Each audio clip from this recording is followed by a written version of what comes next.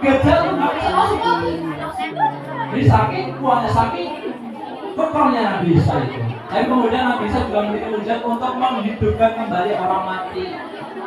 Ya, dihidupkan kembali. Maka sampai sekarang karena umat Nasrani itu lihat Nabi Isa bisa menghidupkan orang mati, sampai sekarang beliau masih dianggap Tuhan sama mereka.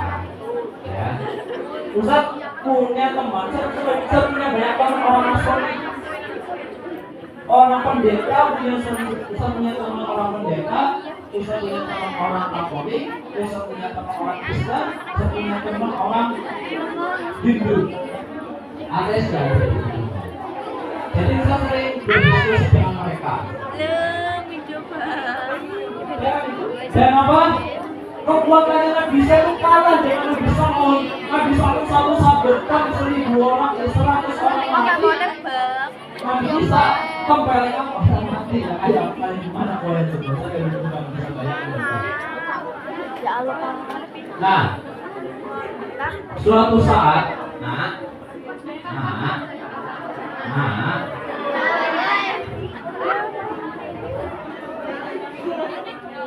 suatu saat karena memang Nabi Saul tidak bisa kalah, tidak bisa dibunuh, bisa bertangannya tumbuh lagi, bisa berkakinya tumbuh lagi, bisa berbadannya regenerasi. Akhirnya raja Bani Israel di situ tuh marah, terganggu sama Nabi Saul. Kayak penguasa kalau misalkan ada ulama terlalu dominan di saat itu, maka penguasanya pasti terusik. Contohnya kayak siapa? Ya bisa tahu juga ya. Contohnya kayak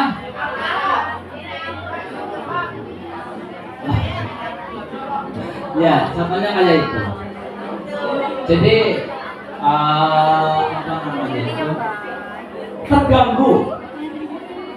Raja Bani Israel itu terganggu, udah dibunuh, udah ditusuk waktu tidur, udah dikepung, masih nggak bisa kalah. Akhirnya diadakan sayembara.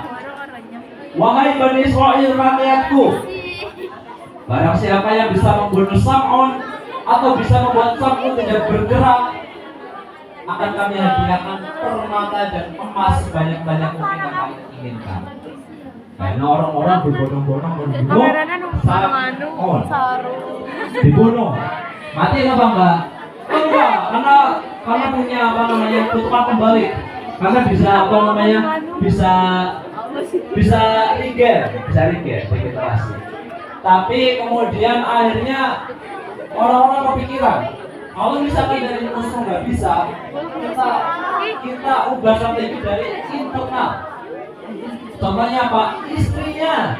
Istrinya Nabi Saul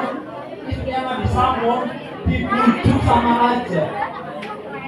Ya istrinya, namanya Dalailah kalau nggak salah. Ada bilang Dalailah, dia bilang Amalaya. Dalailah ini istrinya Nabi Saul yang sudah berusia Nabi Saul selama puluhan tahun.